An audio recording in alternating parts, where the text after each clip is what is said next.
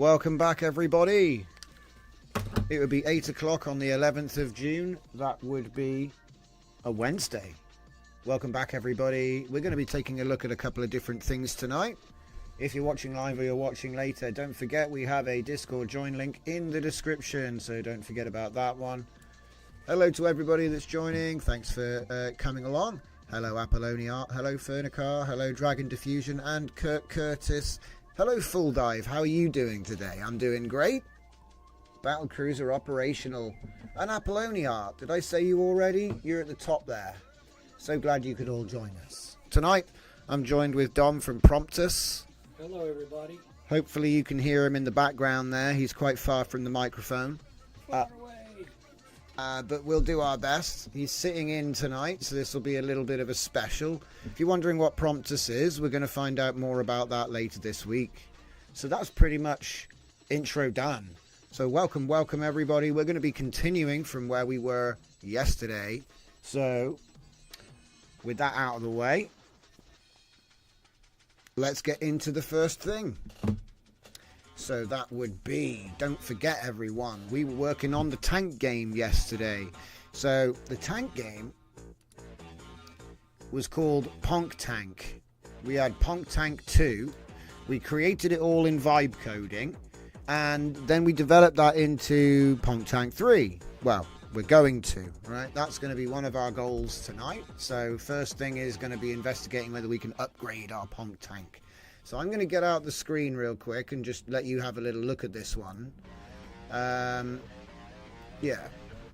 So like I said, it's finished, but there are no art assets. This is going to require some pixel art. It only runs online. You can't run it locally. It's too advanced. So, okay, now it's fully functional. The turn rate got fixed. Now remember, this isn't actually terrain that you can't move on. It's like destructible terrain that blocks fire. We have the Pong style ammunition that bounces off stuff. We have the Arcadian style power-ups. As you can see, the green dot means he's not aware of me. Okay. We got a score up in the top. Ammo bar, HP bar.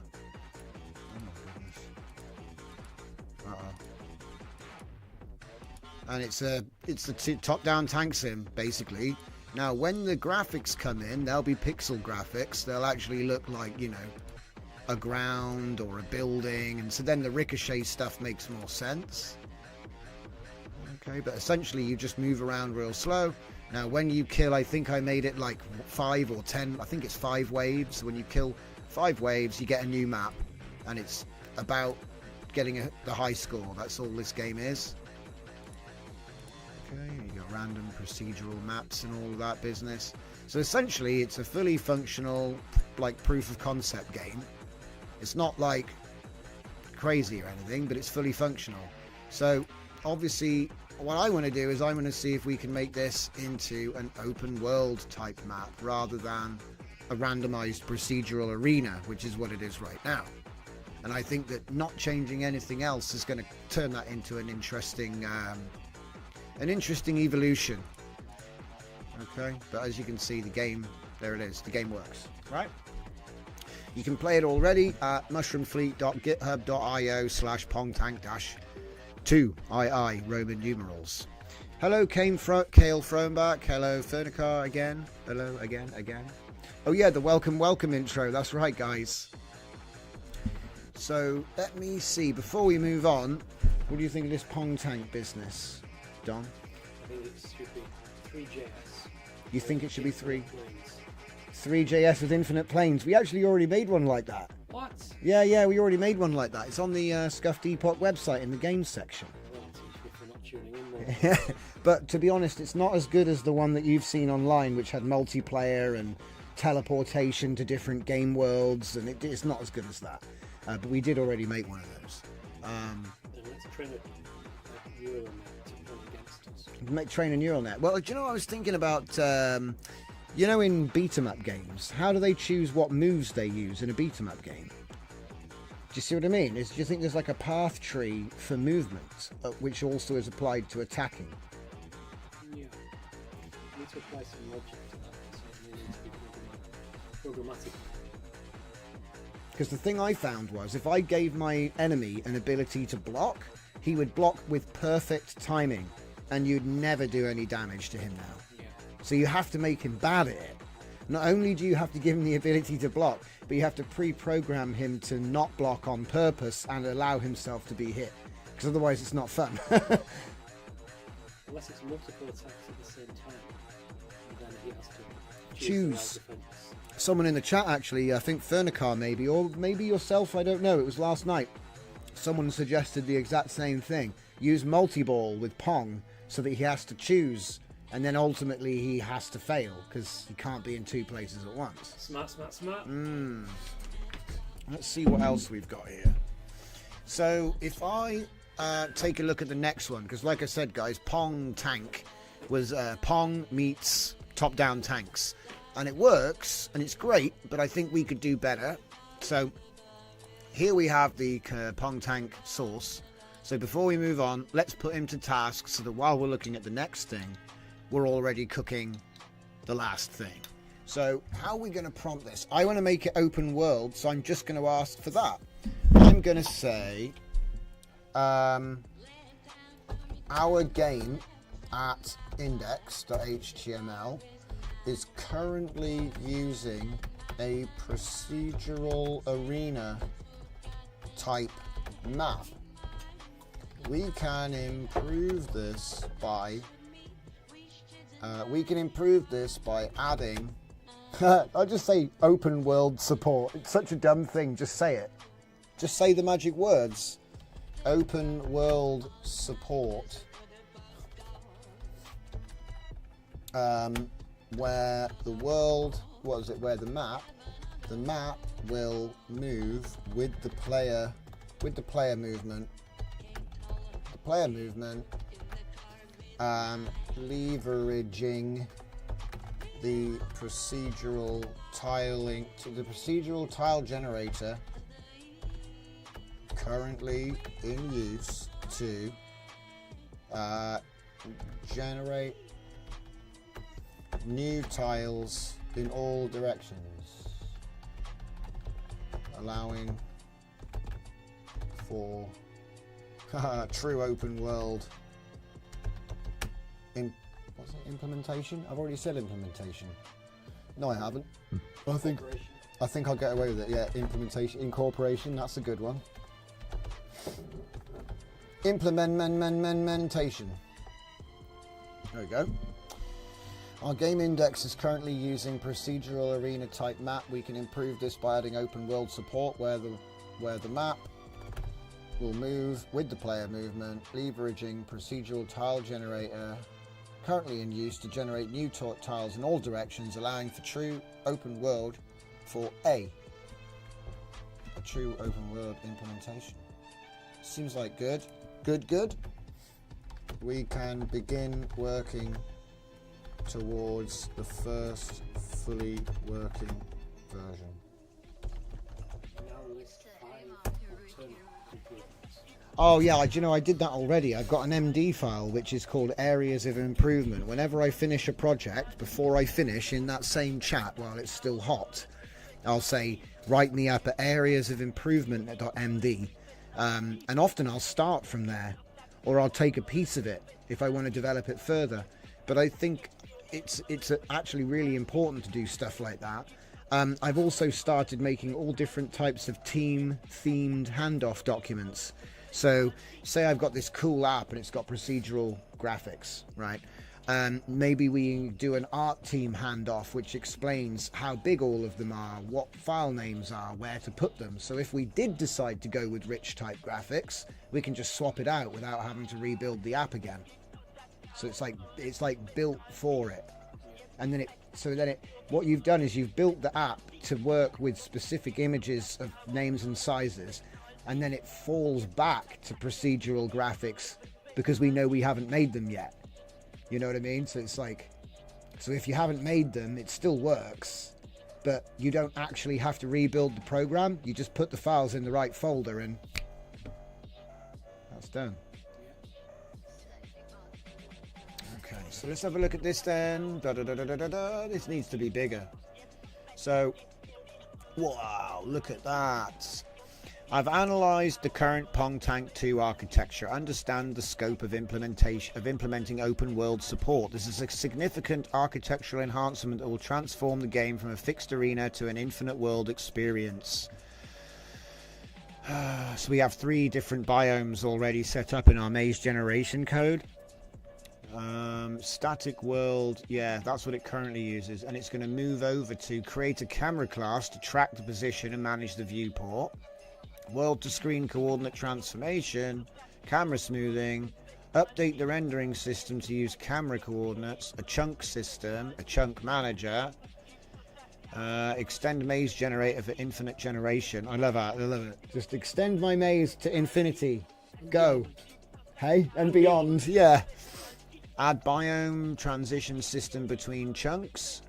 Implement seed-based generation for consistency. Frustrum culling. Chunk pooling we already have running. Open world polish. Dynamic. Do you know what the irony is? I built this exact game in Unreal Engine 5 in about a week. You know what I mean? It took legitimately about a week, no artwork, to get it. And this is getting quite close to a similar setup, you know. And it didn't take a week. It took about a day, probably not even. If you're being honest, you know, like on the stopwatch, it's probably about 4 hours. I'd say about 4 hours. And most of that's testing time as well. Like, I must admit, I didn't even realize that I could set up a node server to host the web page I was testing. It was much quicker to do it that way, because you could just, it's already running. You don't need to like copy the file, open the file. Little things like that slow you down. You don't really notice it. You think it's not a big deal, but then it is. What about the asset generation? The asset generation. What, actually making it? I would just do image generation and then like reduce it down, because a lot of this is pixel art. Pixel art 3D. You could go into 3D, yeah. Because there's some cool workflows for the pixelization of 3D art. Oh, I see what you're saying. Yeah. I mean, if you wanted to 3D render the models and turn them into pixels, that would be easier to animate with sprites, because obviously you've got a rotatable object. Which is the hard part. I've come up with a bunch of other ways of doing it, actually. We might have a little bit of fun and see if we can figure that out. It involves me stealing the graphics from a video game. So, taking influence. well, yeah, steal is a powerful word. I prefer research, but I think, you know, what it is putting the camera at a fixed angle and then running for a couple of steps in 8 directions. And so then you've got your sprite, haven't you, for a character running in 8 directions. And all you had to do was crop the video and rem BG. And now shrink it down, and that's your sprite sheet. Obviously, I think you still have to do a little bit of pixel editing to touch it up. But let's see what people are saying. So let's see. Dragon Diffusion says Street Fighter uses probability tables of attack patterns based on distance, or if in the air or on the ground, etc. Interesting. Didn't know that. And Zeus says hi. Hello Zeus, welcome.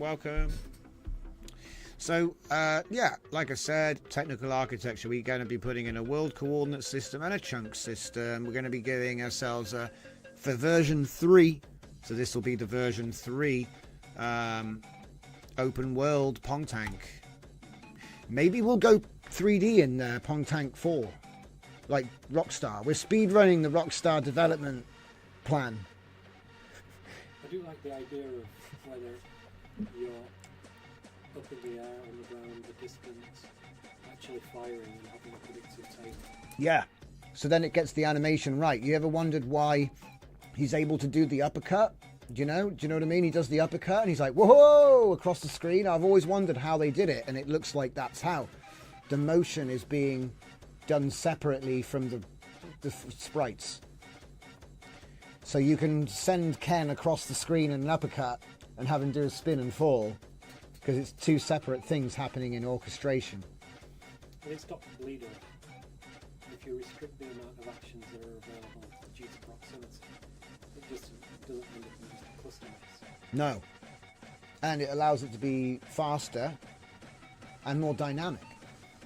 So like a best example would be in a beat 'em up, if they're both there getting ready to fight, if one guy jumps, the head looks up. How does that happen? It's because when you hit jump, you're going to go up and down in the air. It takes a set amount of time. And so the head animation of the player, where he looks, is dependent on whether he's on the ground or up in the air. If he's down on the floor, he'll look down. So there's like different animation states. So it's like reactive. And then when there's a conclusion, there's an event, fatality. Yeah. You need to stop the player from engaging. Yep, got to get that combo right. Mind you, wasn't Street Fighter was the combo break? It was the big combos, wasn't it? Street Fighter was big combos. And then I think Mortal Kombat had the finishers. But there was another one.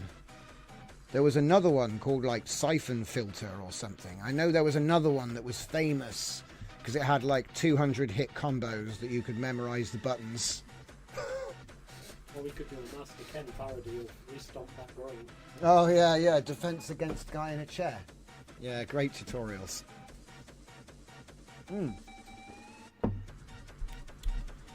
So that's developing that. So let's look at the next thing. Dragon Diffusion says you need your tank pilots to get out of the tanks when the ammo runs out to go into Street Fighter mode. And the game I'm looking for is Soul Calibur. I was close. I said something else weird. Siphon something. Soul Calibur. Oh, it'd be so cool if you could transition into all the legacy games and dig down into the ground, turn into snakes. Hang on a minute. This is an open world. I've been scammed. Oh, wait a minute. Wait a minute. Why is he showing me this? Oh, I'm an idiot. All right, next. So the Robot Team Discord, you've probably all been wondering what the hell I was talking about. Wait a minute, Siphon Filter was nice, but it was a third-person action view game, Tomb Raider with a dude. Yeah, I got my names mixed up, guys. I said, at least I said a game that existed, though. So yeah, you might have seen me mucking about with this early this morning. I was mucking about with it this morning. It's called Robot Team Discord. Now, what does it do? Well, I've got it set up on our Discord, and it is a Discord bot with REST API, but it also has an MCP. So that means that not only can I control all 7 of my Discord bots and make them schedule and all of that other stuff with rich presence and embeds, I can actually do it from a Claude chat. So if we just take a quick look, see here. Uh-oh. Wake up. It fell asleep on the job, guys. So here I have the server, which is actually running. Okay, it's quicker just to show you it on the development box than it is to, So what we're going to do... Oh, and by the way, any keys or tokens that you see during this, they're useless. They only work on my local server, and they'll be completely different for whoever is setting this up and actually uses it in production. So don't worry about it. Zanelli Designs mentions Killer Instinct and Body Blows. Yeah, see, that's what I'm saying. There was so many cool mechanics in the beat-em-up games. Most of them have been forgotten now because it's from an era of retro arcade gaming. Coin Ops. I don't remember the last time I saw a Coin Op arcade. I know they still exist, but they're not like they used to be. They used to be everywhere. They're very popular In Dubai, they're still good. They're still rocking. Still rocking in Dubai with the games arcade. Okay. Yeah, so let's just give you a demo of this actually working, because that's nothing else like a demo. So I'm going to go, here's the files. As you can see, we've got the MCP running. If I just go over to Klein, no tricks, everybody. installed. Oh look, robot team, here we go. We have send message, set schedule message, get status, cancel list, generate API keys. See, that's so you set it up. So in other words, this has got its own API and its own MCP to boot. So what that means is I could do something like this. I could say send a message, what was it? Send a message with robot 3, which says, hello everyone, they are treating me good, and I are fine. Yep. You know, like your standard I'm not a hostage message. There we go. Hello everyone. Look at me typing. Send a message with robot 3 which says, hello everyone, they are treating me good and I are fine. Alright. Give it a minute. It's gonna, you know, think about it and everything, because you're supposed to do a little bit more complicated things than that, but I think it demonstrates the point. So here we go, look. Client wants to use a tool. We'll approve it. You can see the thing happening here. Yeah. There's the message. It's sent. And let's check the general. Hello everyone. They are treating me good and I are fine. So there it is. Like I say, I do recommend that you use the different bots for different personas, but it's really up to you what you want to do. It's just a recommendation. They'll come in with different names and different colors. And obviously the ability to control it with an MCP. You know, you can, look, schedule robot 3 to post daily reminders at 9 AM.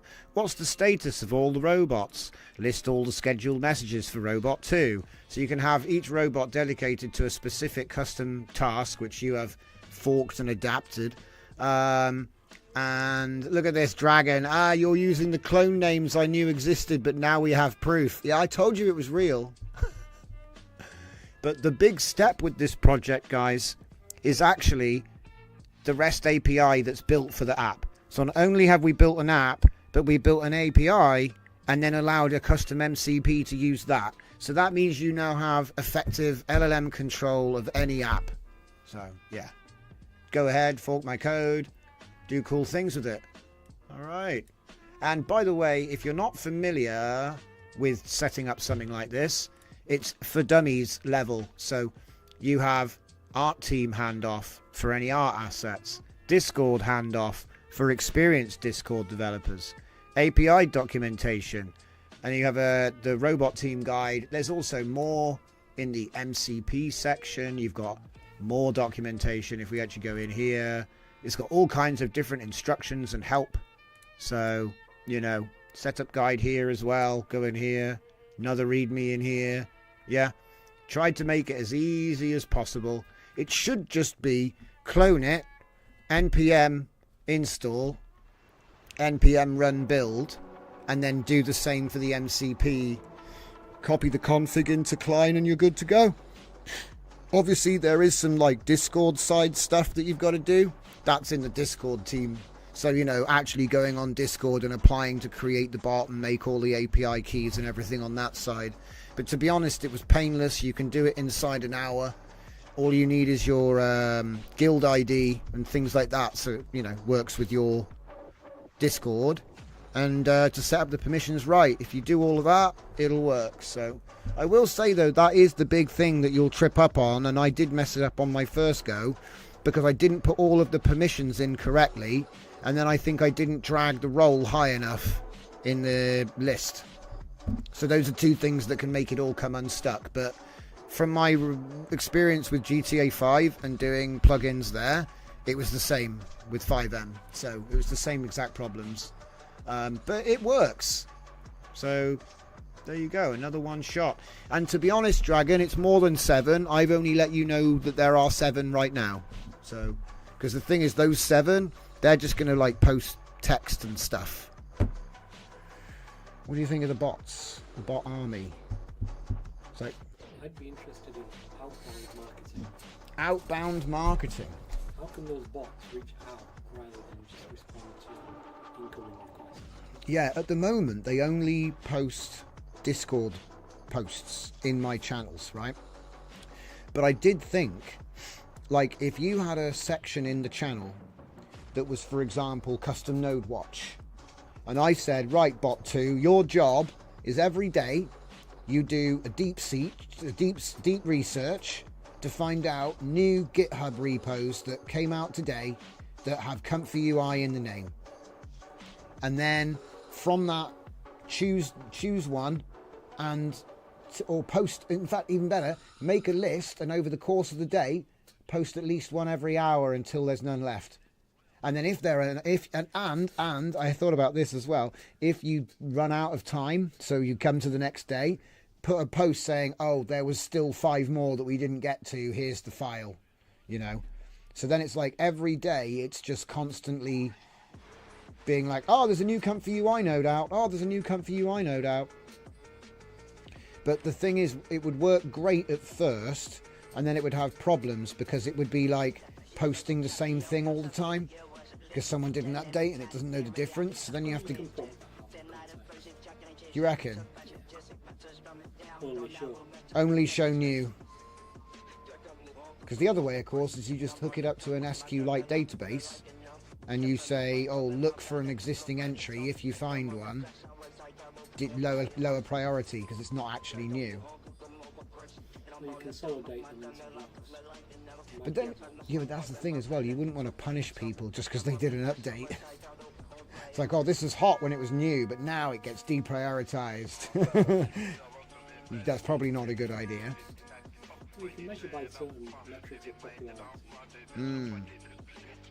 Only cover the most trending topics. Mm. So you could integrate a Google Analytics trend monitor to correlate against that. See what's truly trending, you know, what's not just noise. So you could give them a proficiency score. Oh, by the way, can you guys hear Dom okay? Because I know he's a little bit further away. And I'm like right next to the microphone. Probably I should just move the mic further away from me and then we're both the same volume. We'll see. How many clones did you have to birth from your cyberpods? It's an unknown number. Number is unknown, guys. And that channel would have to be muted. Yeah, I know. That's the other thing. If you actually have... what's it? You thought I was talking to myself? No. We've got a guest here in the office. You can barely hear him. Thank you, Fernicar. Let's move that. And I said very insightful things. So you all missed out. Sorry about it. There we go. I'll move my mic a bit further away from me, and then that way we'll be a little bit better. They're like, why are you talking to yourself, Johnson? See, what I really need to do is get a second microphone. We're just not set up for that. Tomorrow. Yeah, even though there's one here. But I'd not set up for plugging them both in at the same time. God knows what would happen. God knows. Kaboom. Yeah, explosions would happen. Alright. If there is someone else there. Yes, there is. Yes, there is. Okay. So what we're looking at here is the client implementation for the robot team server. So it can do a whole bunch of different stuff. We can send messages, we can schedule messages, we can get the status of a bot, we can list all the scheduled messages, and then we have the information, right? They're actually called DJZ Clone now. They used to be called that, but they're not anymore. But like I said, I've been working on this for a while, and the idea is actually to give it more ability than this. So at the moment it is an orchestrator that's powered by a prompt. The plan is to actually get it able to do automatic prompting for specific tasks. So in other words, I've built the system, but the actual prompts that take advantage of this aren't ready yet. But if I give you an example, right? I'll give you an example, yeah? So, for example, right here, we're working on this. We're working on this. I want to try something out here real quick. So this is openindex.html. Right. So let me see. I want to say, because if I go in here, you'll see I've got. Wait. I'm on the wrong computer. Oh. Don't. I was like, wait a minute, that's all different MCPs. Hold up. Hey, okay. So then what I'm saying is, if I'm in one of these jobs, so let's just open up a different one, right? Open folder. Oh, yeah, it's even better. Even better. Get rid of this.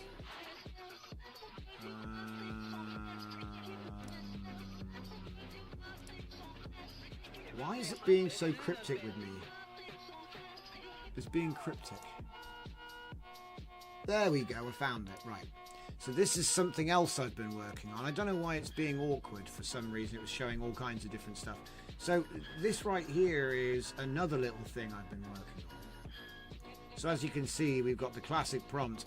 Using the template provided, Media Gallery app, we can execute the plan defined inside dev handoff document as we work towards the first fully working version of Media Gallery, right? And so there it is. So if I just say, yeah, you go ahead and run dev, my friend. I love how it doesn't work. Hang on a minute. npm install. I think he hadn't even done that yet. Yeah, he hadn't even done that yet.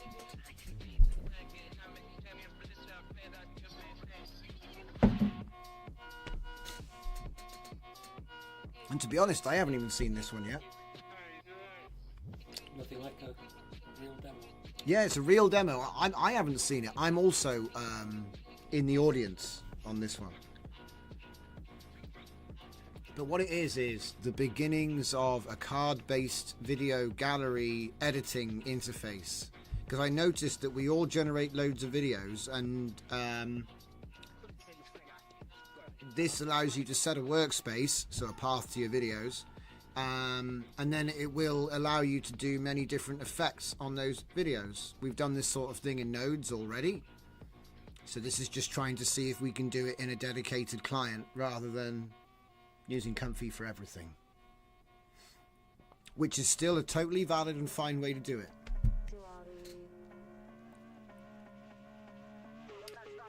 Look at all those deprecation warnings. Insane.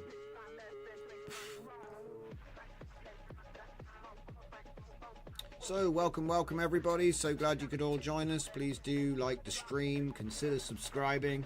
We're here every day from 8 PM GMT, and we're always looking at different stuff. It's generative media focus, and we give out all of our workflows.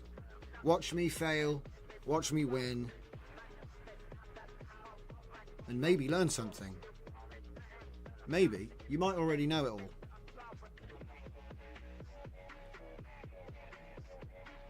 So what are we doing right now? Oh, hang on. Dragon says, I just saw the HMRC van drive past me. The driver shouted to me, make sure Drift is paying his clones minimum wage. Yes. Yes, I think we've got about 4 years until those regulations kick in, mate. The clones are situated offshore. Yes, that's the clone. My offshore clones? Offshore bots. You're like offshore bots. Brilliant. That's what they called it, wasn't it? Outsourcing. You outsourced the outsource.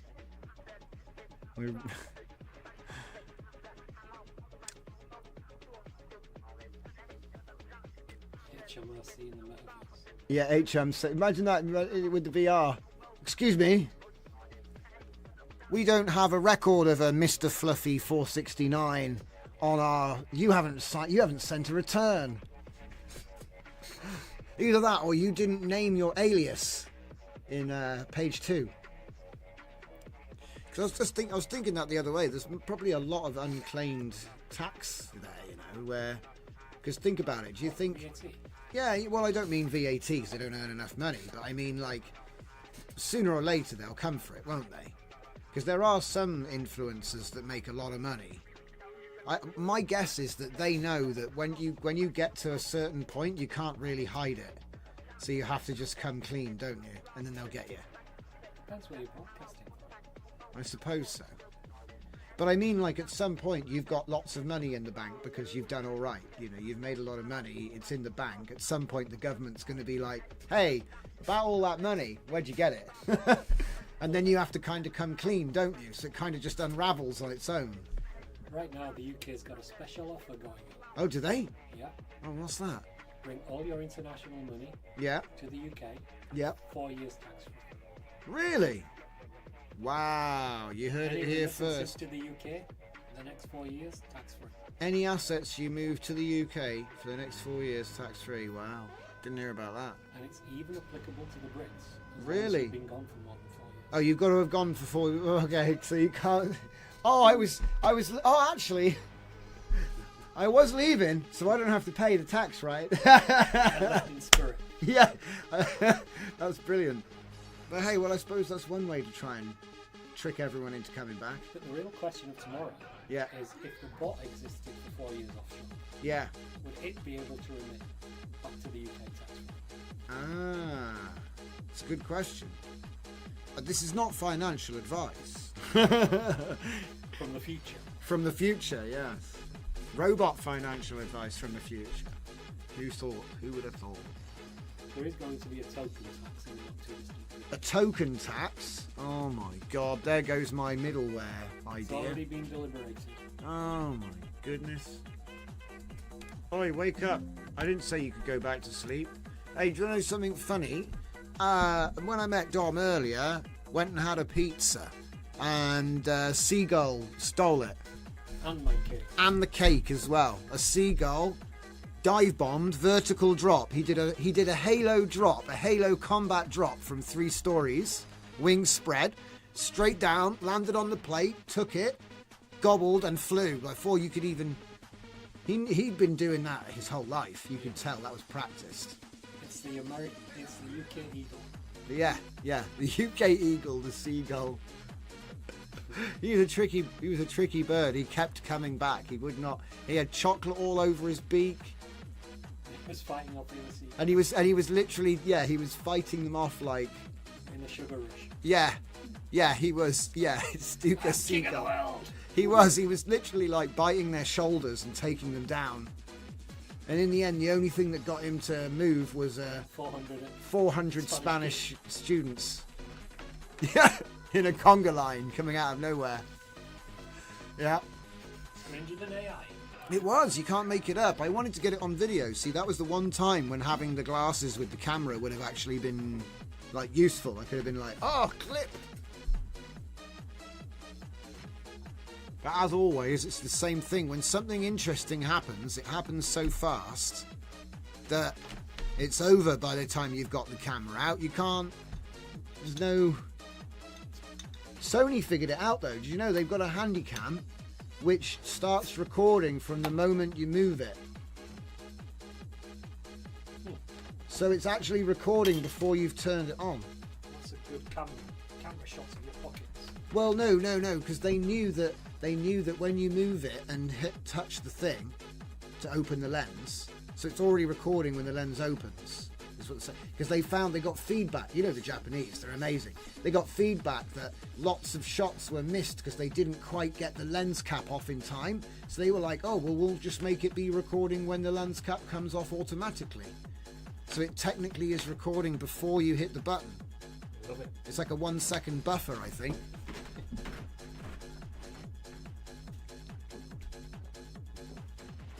Yeah, 1 second buffer. The light switch is at the top of the stairs.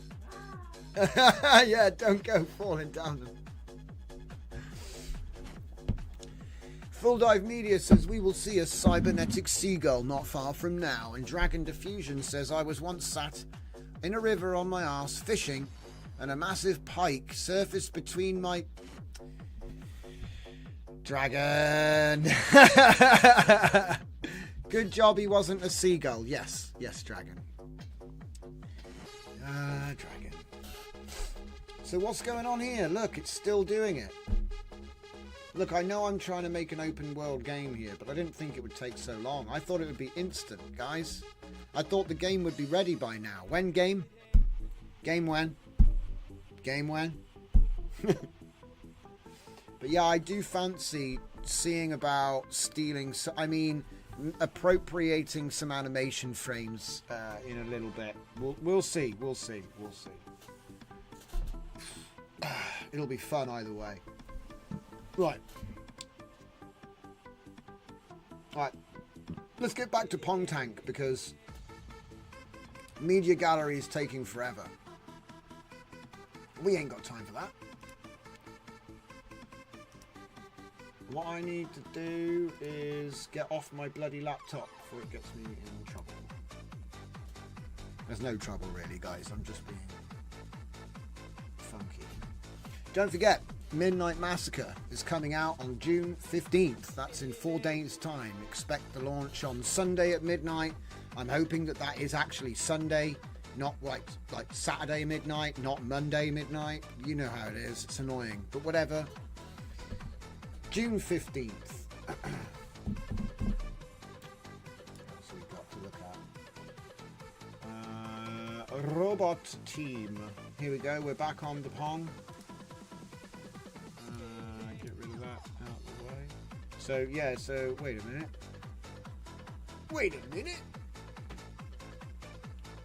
I need to open this with...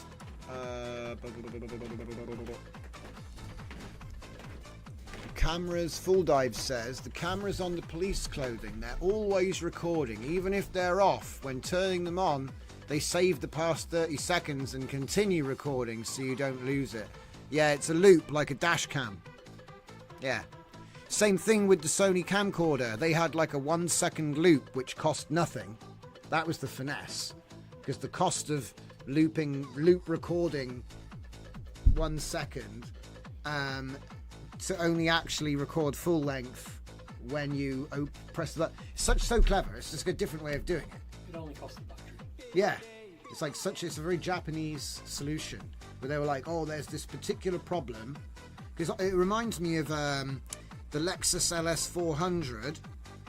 It has sills which are a specific shape. And the reason was because... it's not the sills, it's the rear bumper. The rear bumper is a specific shape so that when you walk behind the car to put the golf clubs in the boot, your suit doesn't scuff the exhaust pipe and get soot on it. Happens to me every day. I know. It's like, these are the problems we need solved. You know what I mean? But it's like the attention to detail, you know? The customers complained, they listened, they changed it. It doesn't happen as you don't see it as often as you'd think. Feedback and all that. But yeah, so anyway, like I was saying, that's that one. I think we're still working on the open world stuff. He says he wants to try it out, but I don't know if it actually works. I've got a funny feeling. Yeah, it doesn't actually work, mate. You need to have... here we go. Local 3000. No. Now I need to figure out where that was running. Hold on. README. CD server. Yeah, of course. CD server. And then npm start. So in case you're wondering, because of the fact it uses cores, it can't run locally. You have to have it on an actual server. So we've got a small node server to run the game while we're testing it. See, I say that, it doesn't work. Yeah, it's still broken. Right, so I had this problem last night. So file not found. Here we go. Okay. We cannot. Oh, wait a minute. Yeah. No input is being accepted and the game has frozen on the name entry screen. It's funny though, like in the past I would sit there and go, well, aren't you worried about the fact that it doesn't work and you're having to tell it not like this, do it like that? What happens if it doesn't do it like that? What happens if you get stuck in an endless loop of it not doing what you want? And I think I don't even think about that. Like back in the day when I had to code everything myself, I would be going, well, I know there's a limit of my ability, and once I get to that limit of ability, I have to either go out and learn or get some reference to be able to get past that roadblock. Or somebody else, yeah. And at first with AI, there was this thing where you could get out of your depth and it would just endlessly do nothing and just make broken code and waste your money. And that seems to have gone. It's no different to a reasoning and reflection model, where it analyses the output and then adjusts until it achieves the intended objective. So with MCPs now, it's a lot more convenient to be context aware for the repo and unit test it and run it and see whether it achieves the goals. The question is, did you clearly state those goals? Did it go off and build up a universal difficulties? Yes. And that's why recently what I've been trying to do is I've been trying to do like more deep research, more built-in evaluation loops, things like that. And then also deliberately making him stop to let me check it actually. Because I've had it happen where the AI has gone, oh, this works, writing the documentation, building the application, here's your exe. And you're like, but it didn't work. At the point when you said it worked, it didn't. And I think you're right. With one subtle change of what tomorrow looks like, which is him become there. Whatever you're asking him, it's stuck in the context of his perception. Whenever you're asking they all have different perspectives and different perceptions. And hopefully they'll collaborate together to achieve the intended goal.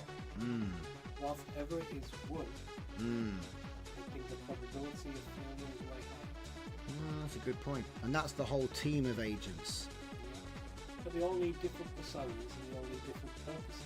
Yes. Are you scaling? Are you security? Are you gameplay? Are you commenting and documentation? Yeah. That's what I've been thinking as well. And you've got to get them to work in concert. You can't have the documentation bot going, well, the code bot never told me that it was finished, so I didn't do nothing. In today's world, that's the difference between a successful organisation and one that is not successful. It's the teams who coalesce and work the best, coherently and cohesively together. And the economy of tomorrow will be largely led by those who can not only compose but can orchestrate teams to work efficiently and effectively. No, I completely agree. I wonder if this thing here, like, has this thing got a gain on it? It does. This thing's got a gain on it. Oh my god, I got the Pro one. I've never looked at the back of this thing. So what's that? Okay, so we've got different patterns. That's cool. We've got gain. I'll try to turn in the gain up. Yo, yo. Yo, yo.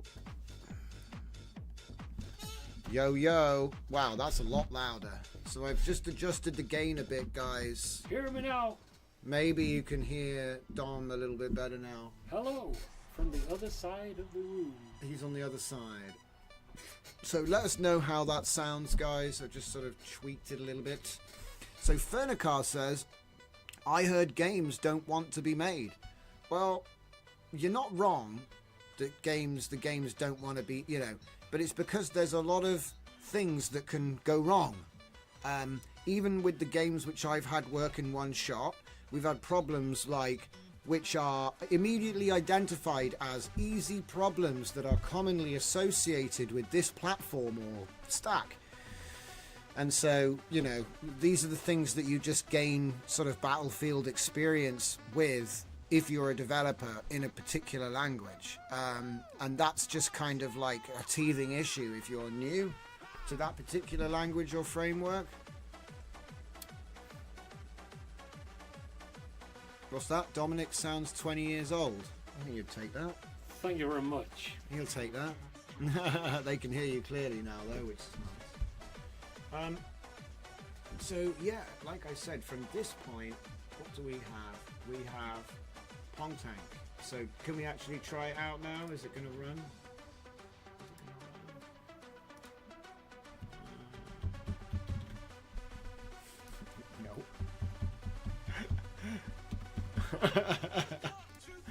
Okay, let's try restarting the server. Here we go. Start. Yeah. Start. This is when we find out that the HTML file it's actually hosting is a copy with a different name, and it's never going to change. It says version 1.0 as well. I'm starting to become a little dubious. Okay, so it wants to check this. Do that. Because I'm pretty sure, like, when you start this particular game, it won't run the index. So you can't do the thing. But then if you run it from the server, it works. Not anymore. Right, I've got to go and find out what is going on. So, Mr. Index, why are you broken? So, into the thing. Right, let me fix the freeze issue. Okay. We are testing the index.html on port 3000.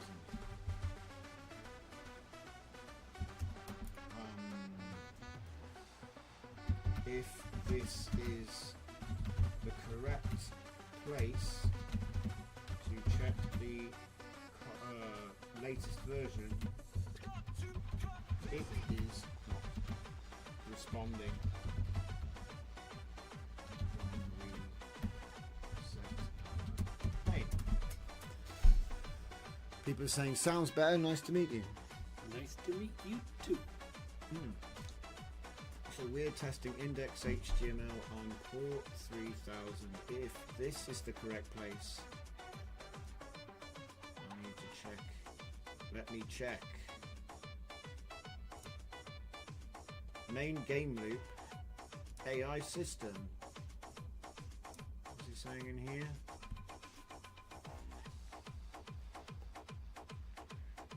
Yeah.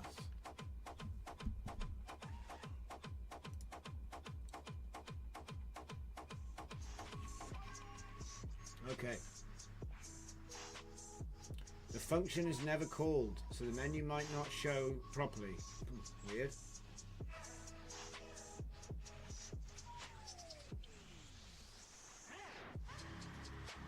Yeah. He's going to look at the things I told him to look at. Sometimes I like to read what he's actually been tasked with, because half the time you'll find he gets the wrong idea. Like, I'll give you an example. I was making that bot system, and the bot system had like a package JSON that was running the npm install, and I made him make the MCP server in a subfolder. So it was like MCP subfolder, and there's another package JSON. So we've technically got two completely separate node apps in the same project. And when he was working on the MCP server, he was fine with it.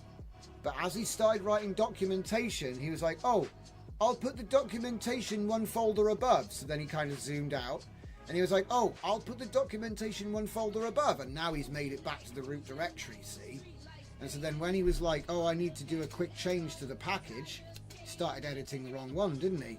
Because now he's back in the root folder, and he goes, oh, I found the package JSON.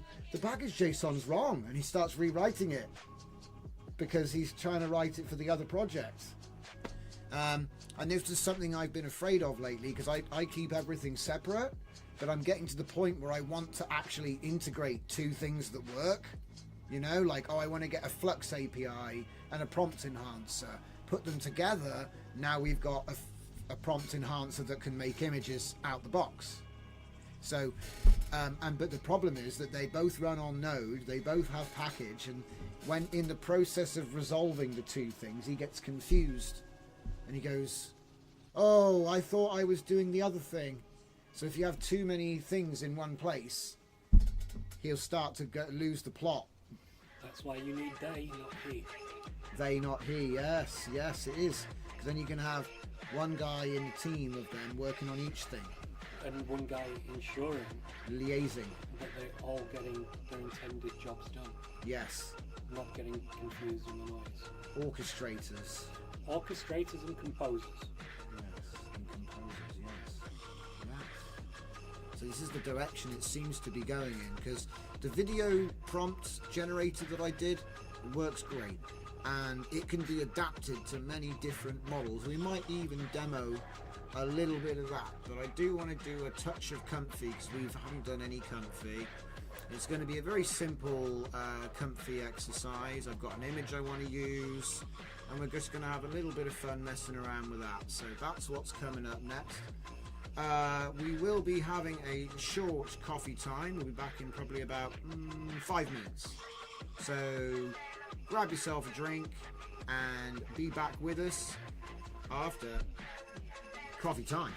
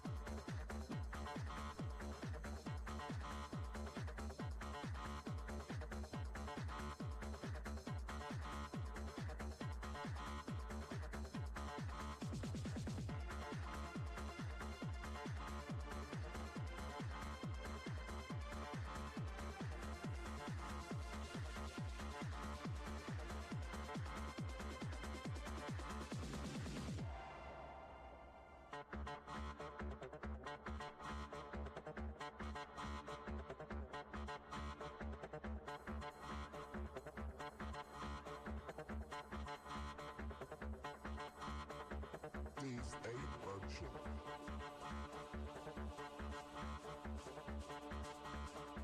Schaffner.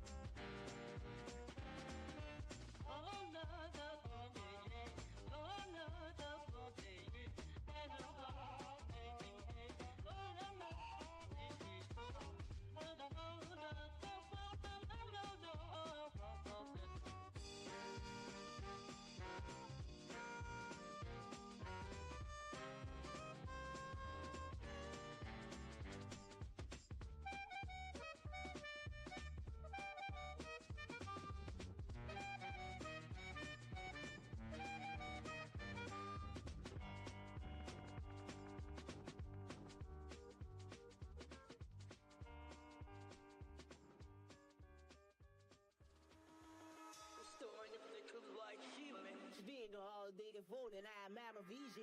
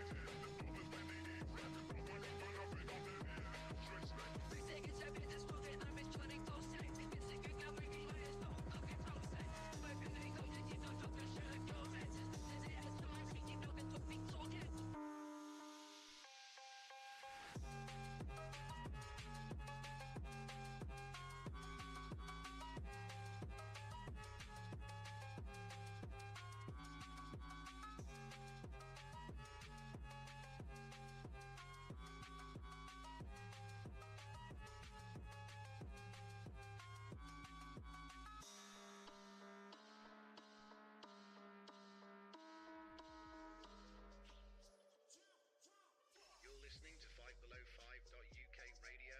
I put this together with all the tracks I've built over the last few weeks. Thanks for listening. You can check them all out on my SoundCloud and on Bandcamp. So why not go over to FightBelow5.uk and check out our YouTube tutorials as well.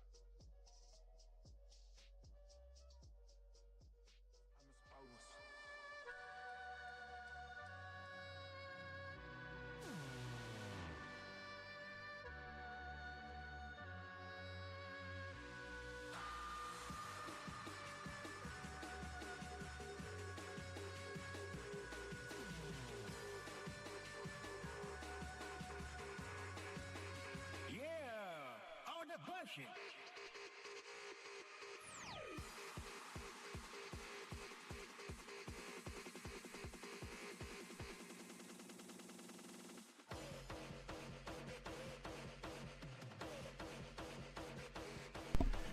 I come back here and there's no music playing. What's going on? I can't even hear any music at all. Can you? I don't hear nothing. Aha! Okay, maybe it's just me. Alright, well, we're back. So, thank you all for waiting. My guest Mr. Dom, as you know, some of you regulars, you would have seen him in the comments. Thank you, Fernicar. Appreciate you. Yeah, he came down from Dubai and he's getting the guided tour right now. So he sat in for the first hour. He's just having a little look around. And he'll be back sitting with us in a short moment. So then, I'm so glad to be back, guys. Like I say, had to do a little bit of a long break there. But here we are. So, how are we doing? We were looking at Pong Tank. Okay, now it should be ready for me to do the next test. So let's see. I'm getting a little bit frazzled, what with it showing me things I don't want to see right now. Here we go. F5. Up, down. Oh, that's not good, guys. If you can't change the thing, that doesn't work. Right, I need to make sure this is the right version as well.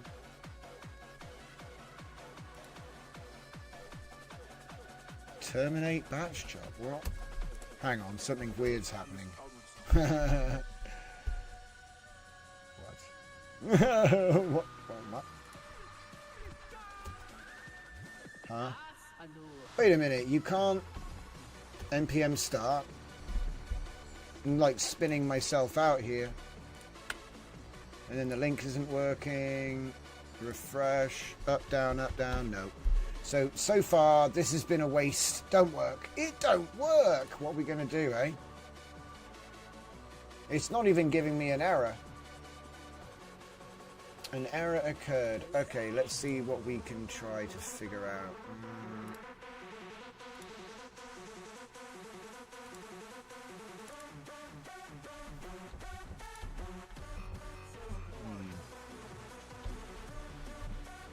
Console.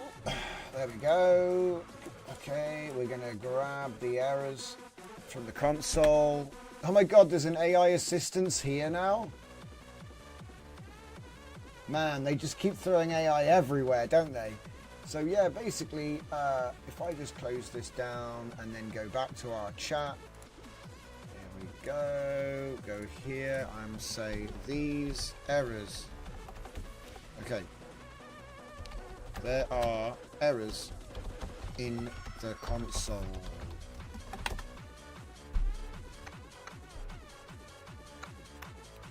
Wait a minute, it's been blocked by cores. See what I mean? It's getting blocked by cores. Yeah, but I'm not using a module. Maybe I was using a module. Here we go. Okay, let's check that.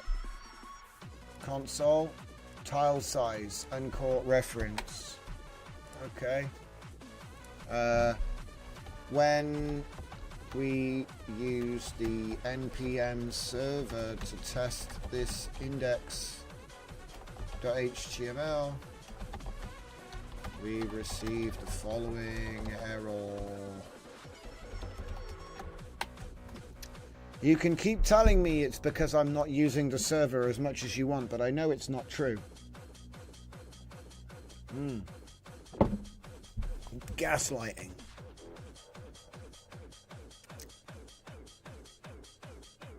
Don't forget, everyone, my bot system came out today. It has an MCP server, and look at that. Hello everyone, they are treating me good and I are fine. Proof that I do not hold my robots hostage. See, he wrote it himself. In future, video confessions. So create a constants file with the shared constants. Remove circulars. We ended up with a circular dependency somehow. Make him fix it.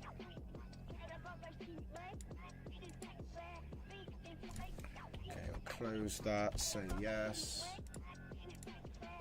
And close that. Just got that one there. So chunk manager, tile size, engine, chunk manager. So yeah, that's what the problem was.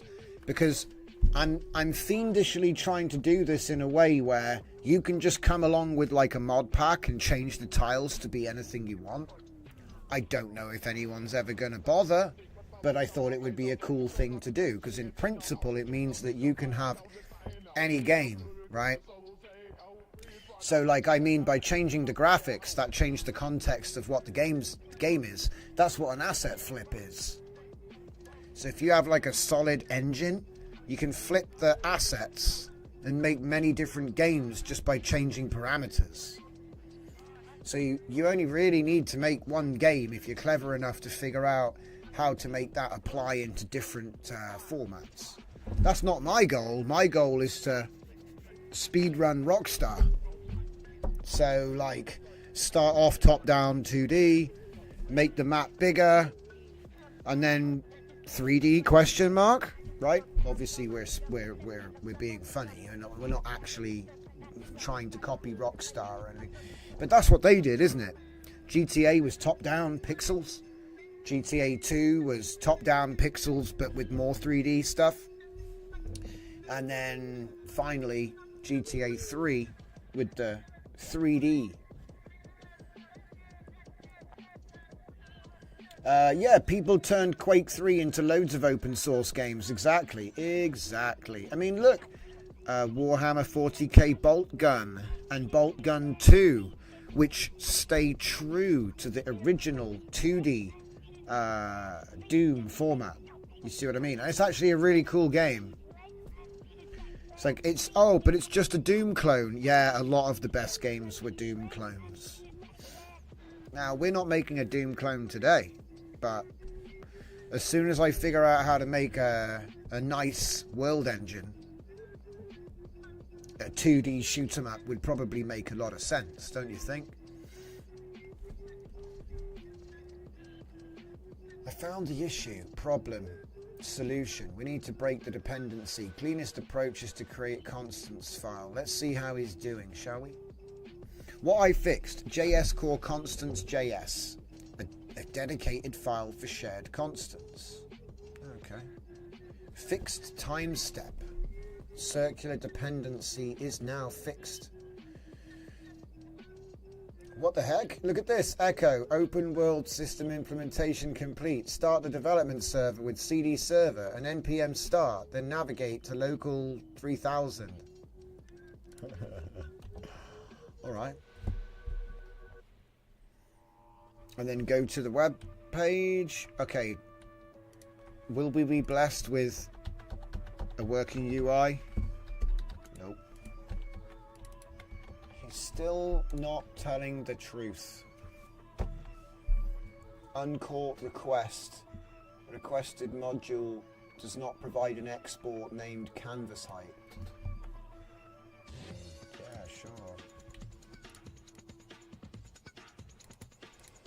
Why can't I won't let me click on it.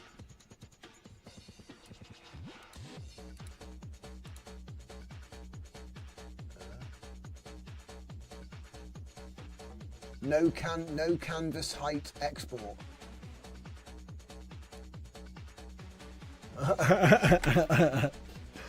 Ah, dude. Right.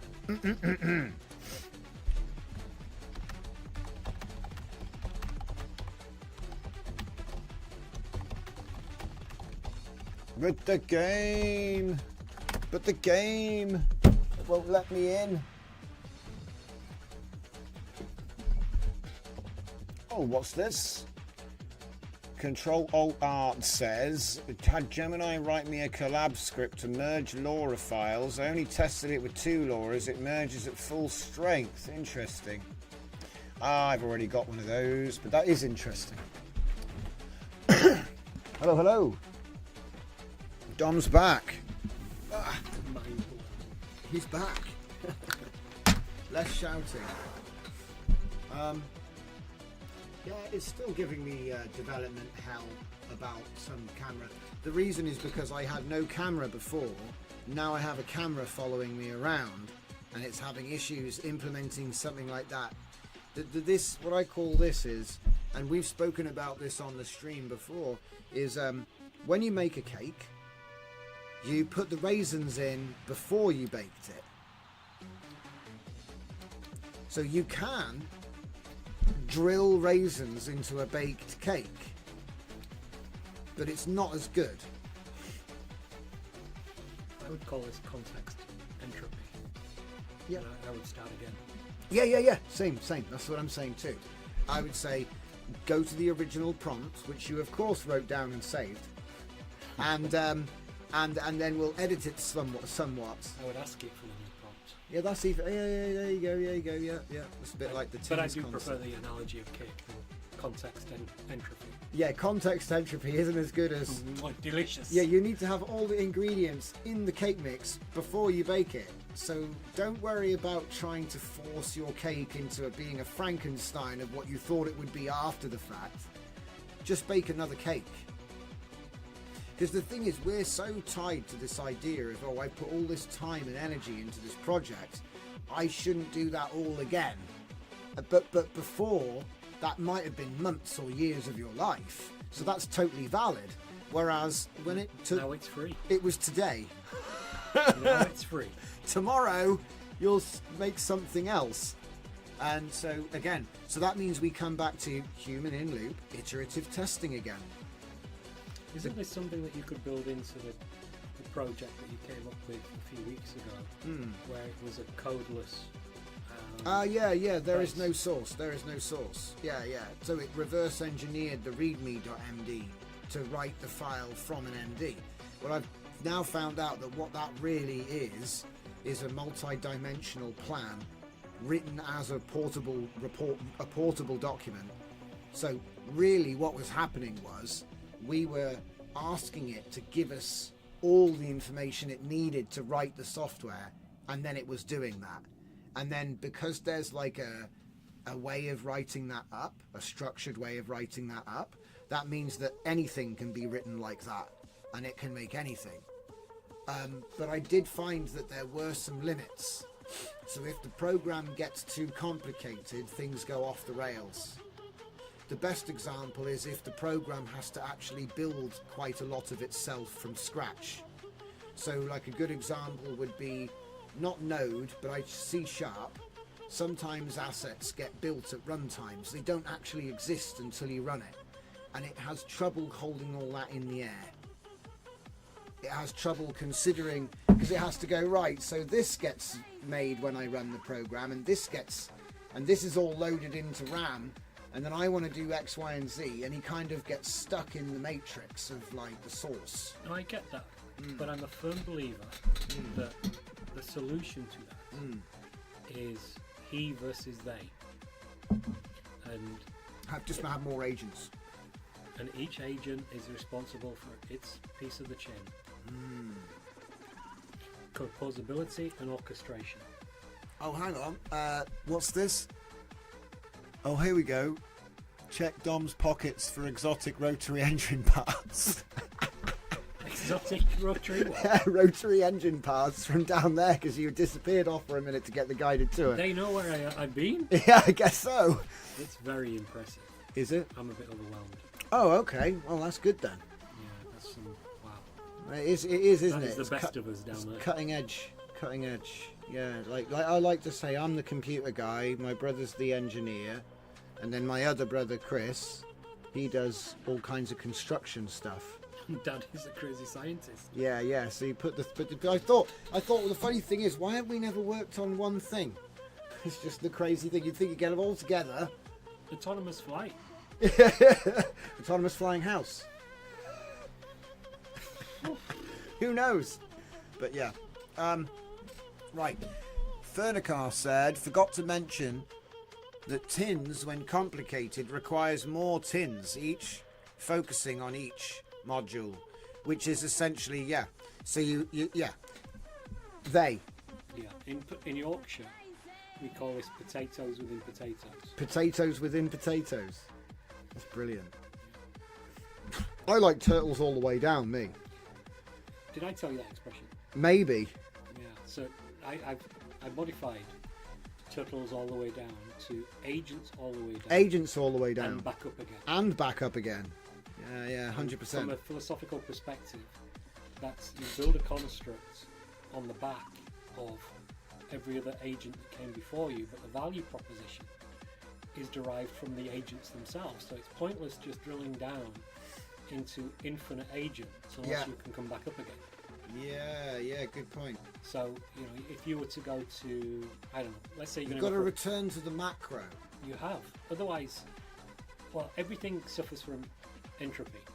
So, let's use a simple example. If you were to go to a pizza restaurant, Yeah.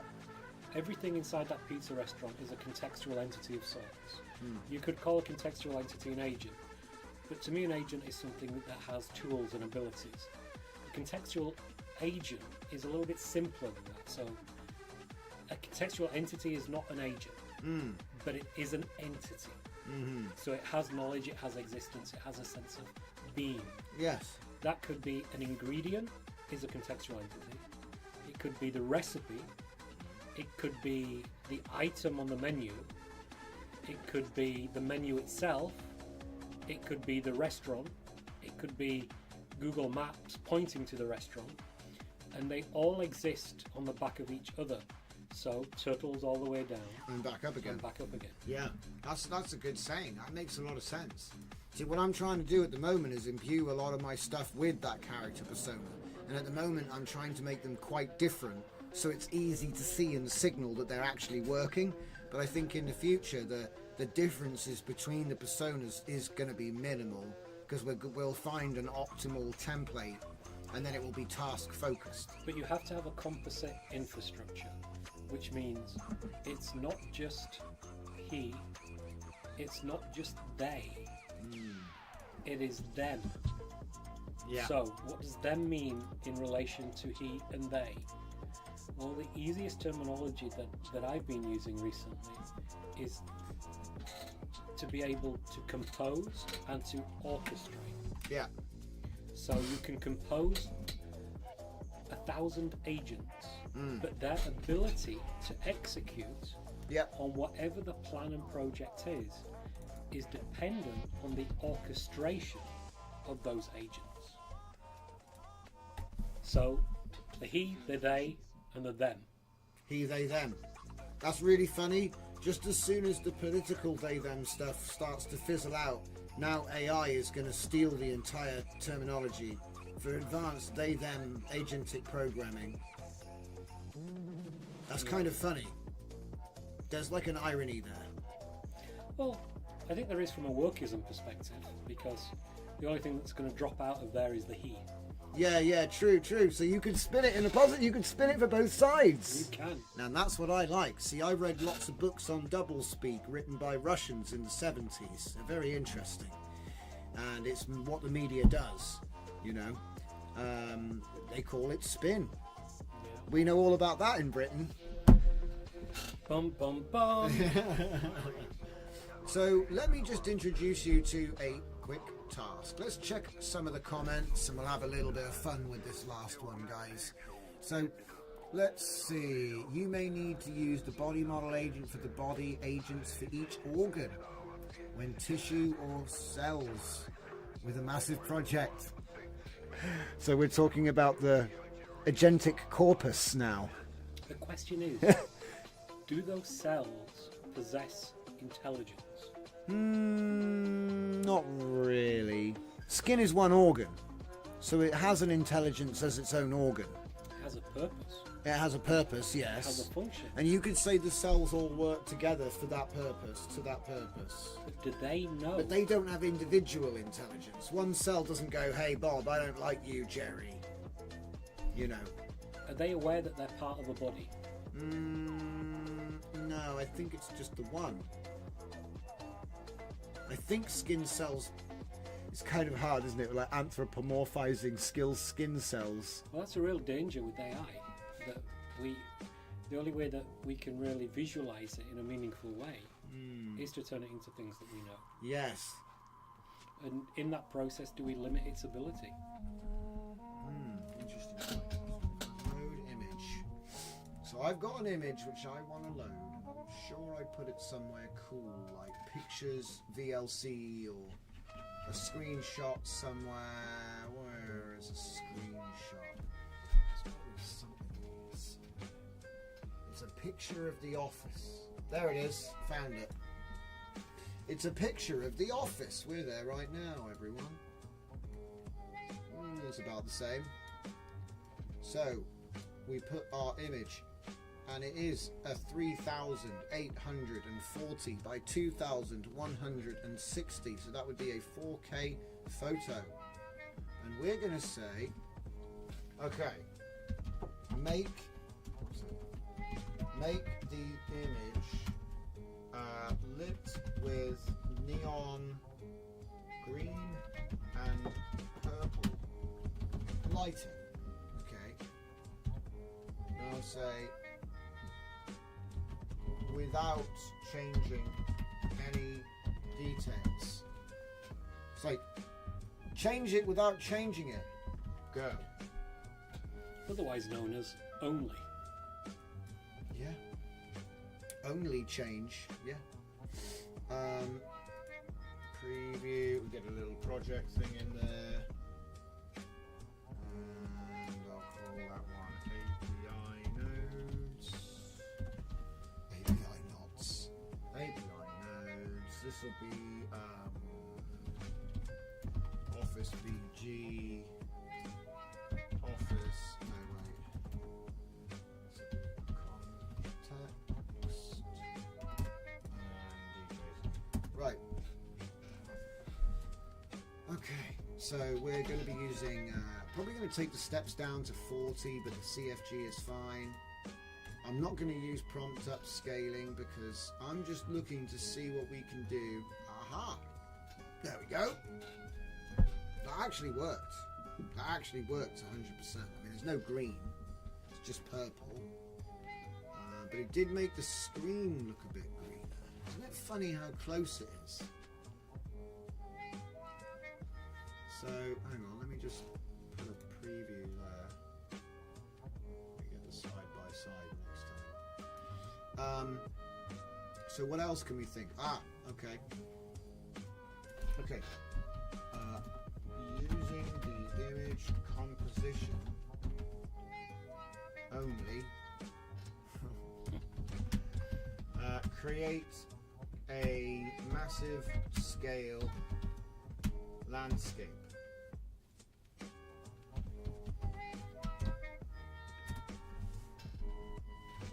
Control enter.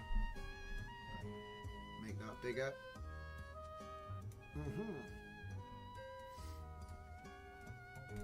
So we're using Flux Kontext. We're going to be doing image editing by prompt.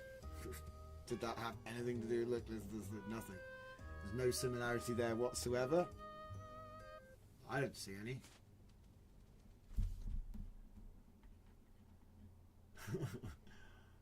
Using image composition only, create a massive scale landscape. How about I say,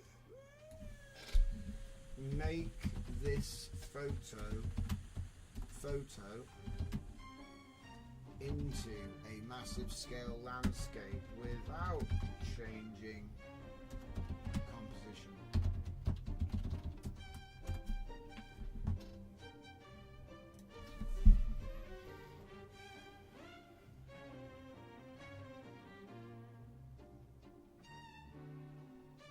Should probably do Ghibli style, because that was popular for about a week, wasn't it? Look, it's not doing it.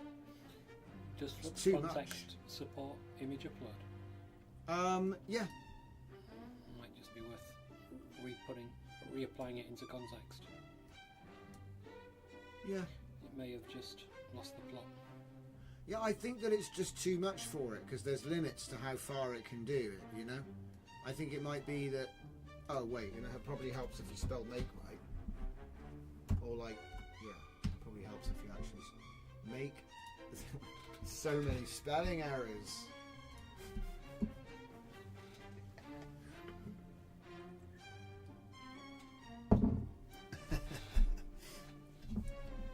Don't change the composition. That's how I do my stream, guys. The secret's out. It's actually about right though. Look, it's got 1, 2, 3. It's got the table layout correct. Look. No, of course not. But I just think it's interesting. Like I say, it's picked up on these sort of things. It's got the correct look. If you look Same keyboard. There was there. The microphone's gone. The camera lens is there. The laptop is there, which isn't there today. Other screen is there. There wasn't the fourth screen before. So, and here's the boom mic with the old. That's the old microphone. So we've got 2 screens, 2 keyboards. The things under there with the rolled up cable of the. Do you know what I mean? It's like there's all these little details, and they're actually. Oh, we've even got the fucking dirty, messy wires under the desk. It's all actually there. It's all actually there. It's kind of crazy. I got the computer for the number 2 computer box is missing, but the radiator is there. There's another laptop here. That's correct. There's a Steam Deck, which is not there today, but that's gone. I mean, that was there. It's kind of interesting, you know, like what it got right and what it got wrong. How about we change it to make the scene underwater. Make the scene underwater. Less is more is often what I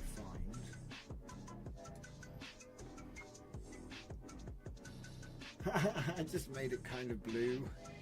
Yeah, I guess that's kind of blue. But the interesting thing about this is that there's no denoise, there's no control net, there's no nothing. It just does it purely based off of the conversational context. That's it. Yeah, and that's like I said, the main. That's the main one. Dabba dee, dabba down. This guy's still no good. Camera has been resolved. I don't think it has. I think he's lying. I think that we still can't use the menu to start the game up.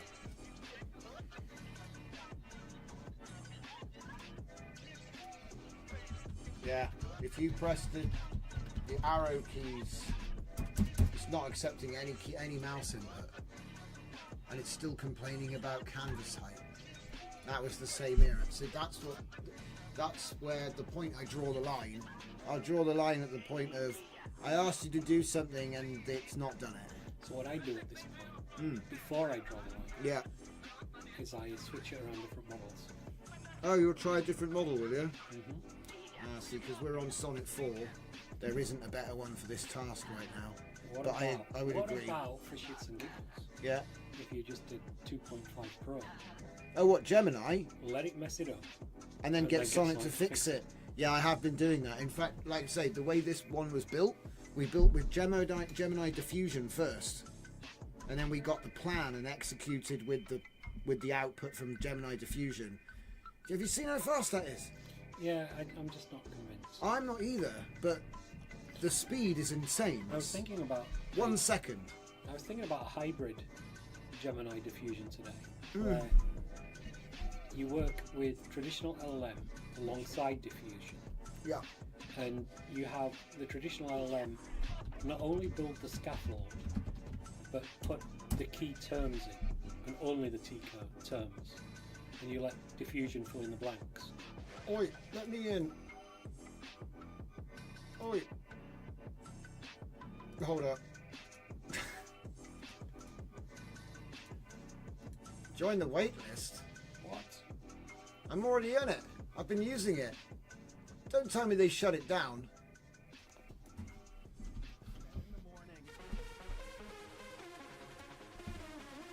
No, just Google being useless and sending me to a page where I have to register again. It's like, I've already got this. And then you get to the Google login. It's like, do you want to sign up for interest? No, we're already on board. So I think, yeah, if I say, let's say tic-tac-toe, right? Classic war game. If I say, we can create the classic game, tic-tac-toe. I'm just going to do the spelling last, okay?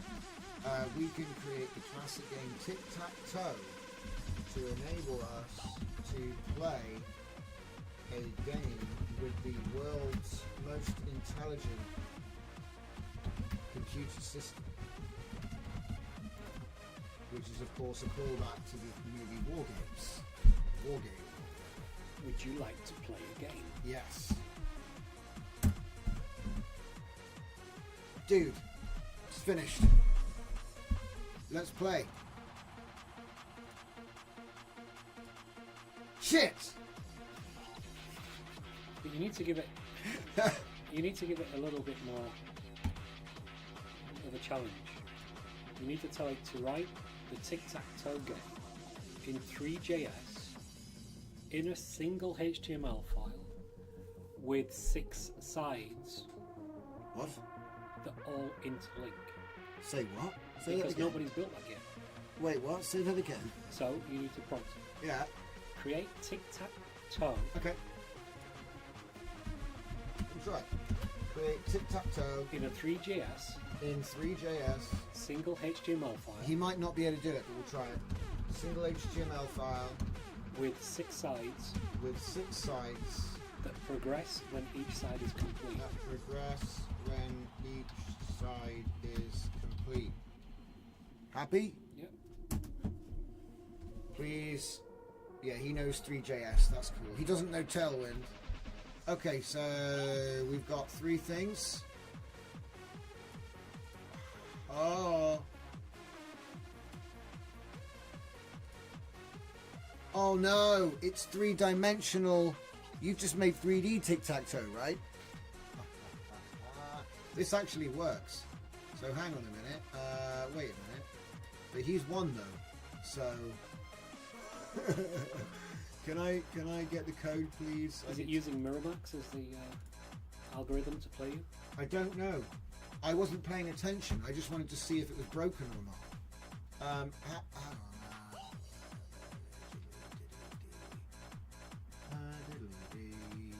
So this didn't work. It was broken. So broken. But that's okay. We can just make another one. Let's see. Tick, tack, toe. Ticks, tacks, tocks. Ticks, tacks, tocks. Ticks, tacks, tocks. Up. Select. Index2.html. Save that one.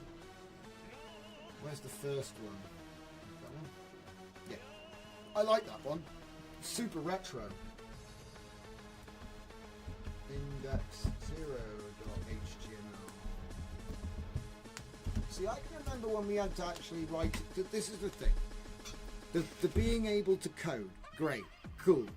But I can't remember how many times I've typed bracket HTML bracket body bracket.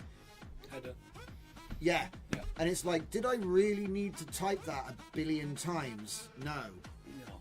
If AI does that bit for me, does that take away from the art? I don't think it does. But now, how would you publish that? How would I publish what? Again. This, I'd immediately go GitHub and Git pages, and then it's free. And then anyone can play it for as long as GitHub exists, and they owned by Microsoft, so I think that's a good gamble. And can you push that from the IDE? Yeah, because you do a Git update, you do a Git push to a new repo, /page. and then when you go on to GitHub, yeah, it's just github.io / the name of the repo with index, because you have index in the root of the... Can you set that to create the page itself from the IDE? Yeah, well, yeah, you could, yeah, because, like I said, the whole thing is based on an index main page, which is in the root of the project. You upload that to GitHub, and the beauty is, every time you push an update, automatically updates on the GitHub pages. It's a nice way to do it if you don't, if it doesn't really merit having it be on a website. And you can link from your website, so it's, you know, I think github.io is professional for a developer if you're doing a lot of concept work and Sure. proof of concept, and it probably is a little bit more accessible too, because if I hosted that on my website, where's the documentation? Well, it's not only that, right? It's scalable. It has bulletproof denial of service protection. And if you were to do that yourself, then Yeah, it's true. you're I a don't have target. that. I don't have Cloudflare. Yeah. So, where I'm trying to get to for your viewers is through some selection of master prompting, you could create a workflow process that you create tic-tac-toe, you execute the git command that pushes to the repo and flags it to be publicly available through pages, which basically means that you could launch a service for people to code with the new open source version of GitHub inside GitHub Copilot, that is, inside of VS Code, which could go one-to-one against Cursor and Windsurf, True. because now Microsoft have opened up GitHub Copilot. Yeah, true. Actually, true. Yeah. So all it needs is some guidance. Well, if you're honest, I look. I don't like to be like. I don't like to throw. Cause, okay. I don't know anyone that uses Windsurf. You're the only person that's ever said to me that you used Windsurf. I'm not saying that's strange or anything. I'm just saying everyone I know, they use either Cursor or they use VS Code with Climb. Like maybe they use Rue Code or some other plugin for VS Code, but they use VS Code with an extension. And it's almost like that when Windsurf was one of the first, so it's well known. But they focused on weird stuff like being able to talk to it and stuff, which at first seemed like a really cool idea. Talk to the AI about what you want it to do. But then people realized that actually, when you're talking to an AI, you stop and start, you hesitate, you stammer, you make mistakes, and so you end up having to say the whole spiel again. You can't edit what you said. Yeah. And you're absolutely right. And I have to tell you that every AI engineer that I meet looks at me with confusion when I say that I use Windsurf. But it's still valid. I'm not criticizing it. I don't. There's you know two what I mean? things. When it's a VS Code port, Yeah. Like Cursor. just like Cursor, that handles terminal execution better than Cursor. Well, to be fair, Because I Cursor hate. always gets stuck. Oh, dude, the amount of times you've all seen it on the show, haven't you guys? Remember, and can it do and commands? No, it can't. No, it can't. And, and the other reason was that because OpenAI is probably going to acquire it for $3 billion, Right. it's going to have access to a lot more resource than what Cursor is. However, there is a double-edged sword. So, when ChatGPT released 4.1, there was a million token context window That's right. that was available for free in Windsurf. Right. So that was cool. But then when OpenAI announced acquiring Windsurf, Anthropic turned off Claude, Oh, I see. and there was a whole hoo-ha Oh, around right. accidentally on purpose turning off Claude to Windsurf, Accidentally on purpose. It's interesting. which is still persisting today. Oh dear. Do you think they did something they shouldn't have, or do you think this was purely like a protectionism move? Protectionism. You can still use it, but it's BYOK. Bring your own key. Right. And that's unfortunately still how it is right now. Oh, that's a shame. Because I must admit, look, I liked the way that you could go hands-free and just tell the AI to do stuff. I thought that was a cool idea. And the remote control stuff I also thought was cool. The problem is that people don't realize that these gimmicks are gimmicks until they actually use them. And when you actually, you know what I mean? You actually use it, you go, like, I'll give you an example, right? Self-driving off-road vehicle. I wouldn't want one. Because you're talking about off-road. So, because it's kind of like you're taking your hands off. Like, I'll take all the safeties off and put it on automatic. Yes, pre-approve all commands, go for it, you know? Like, full auto mode. I like that. But I realise that it comes with a lot of danger, you know? And Danger, Will Robinson. yeah. And so it's almost like you don't want to be You don't want to be saying, what was it? You don't want to be like, I wouldn't want to be sat here going, we can create a website in HTML5. Start again. We can create an HTML5 Tailwind CSS standalone webs, because my prompts are so long. There's no way that there's no way I can one-shot my prompt. You know what I mean? It's more than a breath. And often what happens is I'll like double pass through my prompts. So I'll write the prompt out, and then I'll get to the end and I'll scan through it again. And then I'll scan through it again, and maybe I'll add a bit here and add a bit there. And so it's sort of like, you know, if I had to one-shot my prompt verbally into a mic, I just don't think it's the best way to do it. I think you need to be able to edit before you hit go, because you're gonna say things wrong, you're gonna miss something out. We're only human, you know.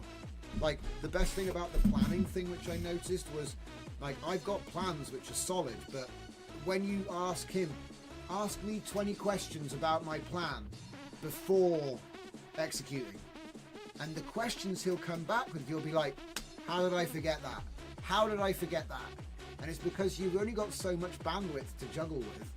You know, we've only got two hands, and so even though you knew it all, it wasn't at the top of your head, so it didn't come out. So let me ask you this, and I totally agree with what you said. You can type a very detailed, accurate, perfect prompt, and it will give you a good result. Will it give you as good a result as a reflection prompt would? When you say a reflection prompt, So you type in your awesome prompt yeah, or your crappy prompt. yeah, The reflection prompt feeds it into a less sophisticated LLM, regurgitates it back to you with questions. In both scenarios, you would receive the same amount of questions from the reflection. yes. At that point, does your perfect prompt still remain superior No. to the crappy prompt? Oh, well, hang on a minute, because this is almost like a denoising process for prompts. 100%. So, like, what I've been showing everybody on the show is we use a chatbot to do our initial, because the chatbot is on a daily usage limit. You don't pay for every single prompt, whether you be Gemini, ChatGPT, or Claude. So we do our original initial as a loose idea that just goes in. Maybe you ask it to deep research at some point to get external information, but at first it's just I had a crazy idea, help me organize this into something close to a plan. But often it'll actually give you some working code snippets in the case of development. So then what I do is I take those two documents, one of them is the prototype and one of them is the dev team handoff, right? I showed you that. And then we'll take it into Sonnet 4 as Klein with VS Code, and then we'll say execute the plan while using the prototype code.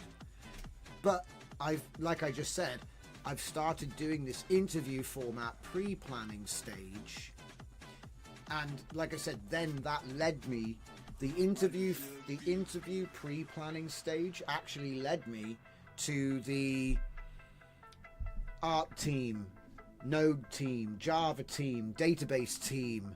You know, they don't exist, but it makes him hyper-focused on what to write in the report. And often what I would find is you will glean additional features or stability or optimizations, because that's the industry standard. And he knew that and you didn't. And I'm with you 100%. And I don't disagree with anything that you say. You're giving me ideas. The question is, do you get more, even more, from these additional layers? So, for instance, we could create a prompt that says, using chain of thought, chain of context, consider this, that, and the other, and we'll, on average, get a better result.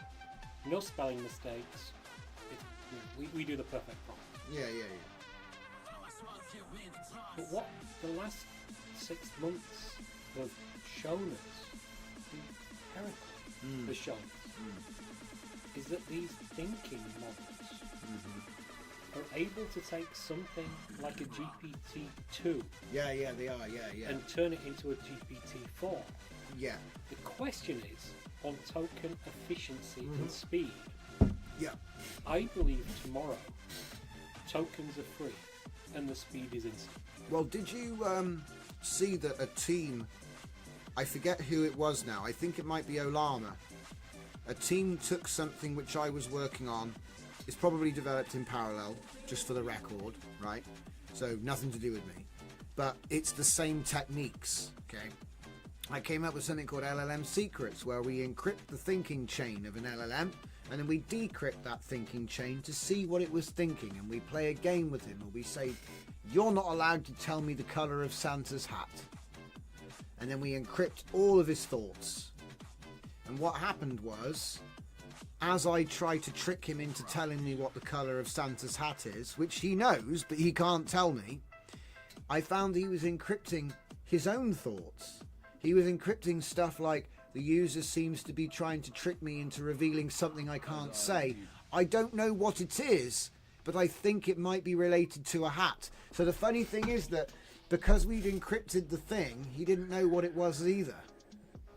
I remember watching that. Yeah, that was really interesting. And so what these guys did was they took a lower rank model, like a cheaper model, and they did the initial request with the cheaper model, encrypted the thought, and then decrypted it with another model, and it ended up with 75% token efficiency. And that reminded me of the way I did the prompt list for token efficiency. So it's like they combined the two things, but they'd done it in the layers of the model rather than how I do it in Python and TypeScript. They'd done it in the model. So, if watching your streams over these last few months have taught me anything, Mr. Drift Johnson, Yes. noise is not a one-way process of denoising. You can create a better product by reintroducing noise. Renoising. And it was you who taught me that. Ah. Oh, okay, I'm glad I did something useful. But yeah, that makes sense. Because like I say, I always talk about software mutation. We got the idea from LoRa training, in fact. It's the same principle, just applied to text. Because I used to know a guy who was a skateboard pro, and he became an inline skater. No, other way around. He was an inline skate pro, and he became a skateboarder, and he was adapting inline tricks to skateboards. So you'd have to hook your feet into the board, because the flips that we do on are not possible. You know, the board's gone.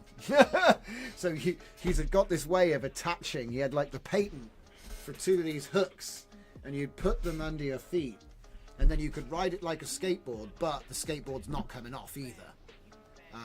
100% with you. Really, all I'm offering, Adapting one thing to another medium is what I'm saying. 100%. And the perfect prompt is a denoising process. But be mindful of some of the benefits. Oh, hang on a minute. I know what we want to do. Go on. Right. Have you ever been and taken an eye test, Yes. and you know what's written there, and they have to change the card because they know that you're just guessing. They know you're guessing right because you've seen the card before. Right, I'm leaving now. Too many times. Goodbye. Yeah. It's like, how does he get a perfect score every time? But do you know what I mean? So then and what I found was that the brain, we're so clever, we learn the pattern, and you can be almost, well, because you'd probably be able to tell me, because you said, the point. What I'm trying to say is, unless you have the right glasses on, yeah, to make it sharp again, but your brain's got built-in denoising, so it kind of does its best to guess what it thinks there. Does that make sense? Yeah. Well, I would say that indeed is what inference is. And inference isn't one prompt giving a specific output, because we're not. I disagree with the majority where AI is predictive. I think the amount of noise in AI means you can't predict it. I think it's a variation engine. I think no matter what you do, you get something different. It is not deterministic. Only the seed system allows it to be in images. But in But text, that I know what you're saying. 100%. But the seed is only one parameter. The prompt, the negative prompt, the guidance. The Oh, I creativity. agree. This is why in Automatic 1111 it was very, very difficult to reproduce an image without the exact setup. So if the guy had a bunch of extensions or some special setup and plugins, you wouldn't be able to reproduce the picture. But in Comfy UI, if you do have everything the same, it will be identical down to the pixel, which wasn't always the case. Earlier models, they would be slightly different. They'd be slightly different. They'd be close, but not the same. You can tell by comparing the pixels for math and seeing that it's black when you subtract one from the other. And that is so subjective to the driver version and the hardware that you are running. Yes. The silicon matters. Yes. Which is crazy. So, Yes. about 3 years ago, I launched a project called Promptings. Yeah. And it was a crypto project Yeah. where I would etch into a Satoshi, so the smallest piece of a Bitcoin, Yeah. 100 million Satoshis in a Bitcoin, a NFT. And it solved the problem of authenticity, because a big challenge in the NFT world at the time was anybody could copy anybody's NFT and launch it on another chain. That's right. Yeah. Who owns it? Yeah. And we could prove 100% who owned it, because we would not store the NFT on the blockchain. We would store the prompter. And what the prompter was is the prompt, the negative prompt, the model, the seed, the guidance. Yeah, it's all of that stuff. So you can prove that it's yours because you are the only person who can regenerate it. Yeah, do you know, I actually worked on a project with somebody which was similar to this, and I think their whole concept was that they would keep the model and everything under like a lock and key under ice, and after the event had taken place, it would basically be mothballed and shut down and frozen, and then if anybody ever wanted to, you know what I mean, like so it exists and we have control of it, but it can't be generated again. That was the idea, so that you've got the scarcity element in the mix. 100%. Yeah. One of the things that'll blow your mind on the Prompters project is you can actually enter a Satoshi address Oh, as a prompt. no way. So you can enter a Satoshi address as a prompt. I've never heard of that before. So if you were to transfer a Yeah. Satoshi to somebody's digital wallet, Yeah, you can enter that address yeah. as a prompt and it will regenerate the image. Right, and so it'll make the image, what, the one that was originally committed to the blockchain? 100%. That's only you would know. crazy. Because this is the thing, like, because the thing is, right, NFTs were sold to us like, oh, don't worry, artists. We know copyright's unreliable and serves the publisher, not you. But don't worry, we've got the solution. This is the original, authentic, limited edition, one of one piece by you. And you can prove it with the immutable blockchain or whatever. You know, that was what was promised. Except for X, Y, and Z. Yeah, except for X, Y, and Z. Yeah, So Prompters was a solution to that. yeah. Should we turn your attention to the audience? See what Yeah, they think? of course. I just want to read out some comments real quick, but I think they're pretty chill. I think they're just relaxing and working on their projects. Let's have a look here. Fernicar says, man, I hate space again. That echo's stuck. Gimmicks like Wiimotes. It's gone now. Caused wrist pain. Dragon Diffusion. You need an agent with text-to-speech by the sounds of it to use the voice-to-text prompting. Control-Alt-Art says, I'd get too self-conscious talking to an AI. Dragon Diffusion says, back to Control-Alt. I already speak to the voices in my head, so Dragon. Zanelli. Oh wait, Fernicar comes in with the handoff document trick, has a lot of text. I'm sure that will be easier to pass as a text than using a microphone. Very true, Fernicar. Zanelli says, taking rubber ducky programming to a new level. Yep. Dragon says, with this high-level Dom and Drift stream, we need to balance it with a Dragon Drift Unhinged stream. Maybe one day, Dragon, you get the bus, we'll find you. Fernicar says, OpenAI, they peaked the thoughts and the model started to hide its thoughts because the training passed when cheating. Yep, very true, very true. Poignant, my friend. But yeah, I was thinking, are you going to still be around tomorrow? Or are you heading off immediately? It's all about you, man. It's all about me. Well, because like I said, because I know you were waiting to see if this Promptus launch was going to actually happen tomorrow. If it does, you can welcome to come back on tomorrow, and we can. Well, we can ask the entire audience's opinion. Well, they don't know what Promptus is yet. I've been very professional. Bless you. So they don't know what it maybe is. we break the embargo tomorrow. We could do that. That's up to you. Do you know what I mean? It's your choice.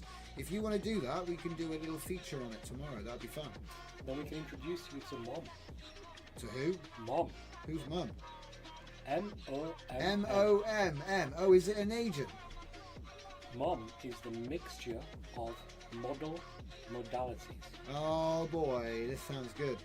So we take Mom, yes. Mommy. the best of each model Yeah. and we pass the context back and forth. Mm. Very similar to an MCP Mm.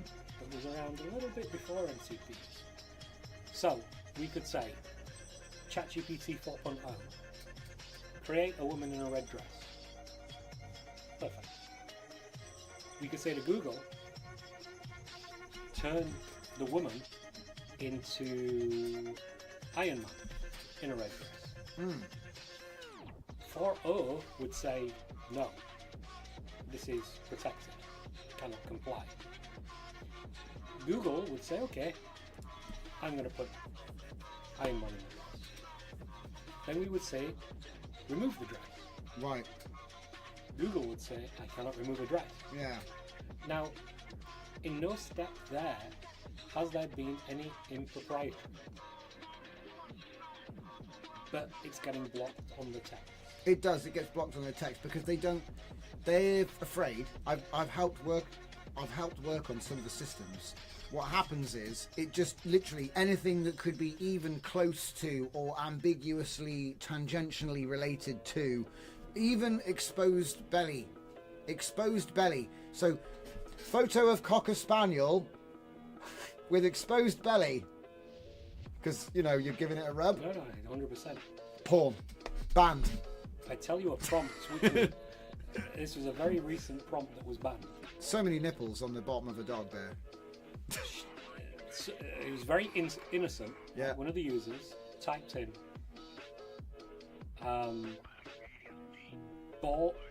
shaved. Sorry, let me get this right. Hairless cat. Hairless cat. Like an Egyptian hairless cat. They actually are. Sphinx, That's just, right? Yeah, it's a breed. Yeah. Content denied. Because cat might mean something else and hairless might mean something else. You put the two together and that's underage, mate. What are you doing? What are you doing? What are you doing? You've been on a watch list Yeah. for trying to generate Siamese cats. So what Mom does is it enables a little bit of freedom. Right. And a little bit of sensibility. Because you've got some context there. It's funny actually, I did one job for a crime writer and he was wanting to use the LLMs for research because he said I could do so much research on the places in the books, right? Not, he writes his own books, but it's the research. And he said that the LLMs would refuse to play with him as soon as he mentioned that he was doing a book about the CIA. Yeah. And it's fictional, and they're like, no. And so, and context is what got around that. So that's really where Mum comes into play. Yeah. Because it uses the mixture of modalities to inject the correct context into a model coherently. So for instance, you generate that first image, it's the same image, except now with Iron Man. Then you remove the dress. It's the same Iron Man without the Well, dress. Iron Man doesn't have a dress anyway, so it would actually make a better image. Of course. Yeah. Then you can send it to VEO3, And then make the video. or you can send it to one of the several music generators that we support, and it turns it into a song. Yeah. and so on and so on. And you just keep iterating from model to model until you get the exact output that you want. And it's really no different to a company I work for, except it's coherent within a single chat. Sounds like prompters all the way down. All the way back up And again. all the way back Because you up. can turn it into a prompter. You can do it into a prompter. There we go. So, in case you guys are like sat there wondering what the hell we're talking about, we may be doing a reveal tomorrow. So this is like our little warm-up icebreaker stream. If Dom has got enough time and things work out, we might be covering that tomorrow. But essentially, it's like a new image generation platform with more features than I'm even going to attempt to rattle out right now. But as usual, this would be the parachute cord moment. So thank you very much, Dom. It's been great. My only regret is we don't have a video format set up for these, but this is our first guest interview, so thank you for coming along. Well, it's been a pleasure, and of course with the video format, everybody would have seen it, just how handsome I am. So Exactly. a lucky break And he's come a long way from Dubai, so someone's going to have to do well to break that record. with a British accent. That's right, no less, exactly. So thank you, everybody. We're going to get up out of here. So thank you very much. We will be back tomorrow at 8 p.m, same time, same place. Don't miss. And I will see you next time.